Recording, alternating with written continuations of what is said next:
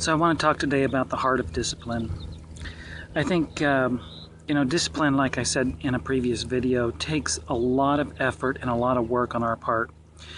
And as parents, sometimes we just don't have the time or don't want to take the time to address the discipline issue as it should be. Too often we simply deal with the behavior and we say, stop hitting your brother.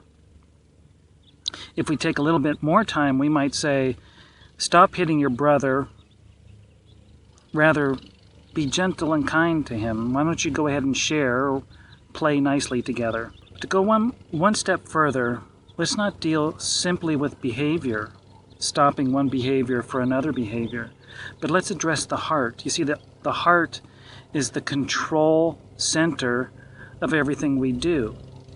So we can ask our kids to change their behavior, but to be really effective, we need to address the root cause. The root cause is what's going on in our heart. If you look at the plant behind me, you can see how dry, and maybe you can make out the thorns that it has. And if I lean up against it, it is really quite painful and something I really don't want to be around. And why is that? Well, something's going on down in the root. The root has no water, and all that's here is a dry, prickly bush. And who wants to be around a dry, prickly bush? Or what if we were around a plant whose roots went deep and was well watered? What would that look like? Yeah, now that's more like it. Look at this beautiful lush tree behind me.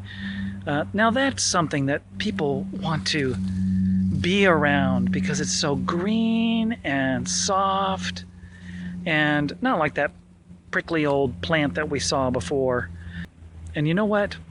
When our children's hearts are not growing deep down into the dirt and sucking up that living water and worshiping God and seeking to love Him, they end up being like that prickly plant. The things that come out of them are things that are not pleasurable. It's all about me and serving me and doing what I want and saying no to whoever else. But if our children truly love God, truly are seeking to honor Him at that moment, no matter what the situation is, they can be as beautiful and lush as this green plant. They can sink their roots deep into the living water and worship and serve God and not be selfish, but to be kind and generous and forgiving and loving and sharing. So as parents, let's always be sure that we're dealing with the heart and not just with behavior. Now, we want our kids to be obedient and we want them to behave in God-honoring ways. But let's get to the root of changing their behavior, and that is in their heart. Who are they worshiping? Who do they want to love and serve at that moment? So as parents, let's always keep the heart at the forefront of our discipline. I hope this helps, and we'll see you next time.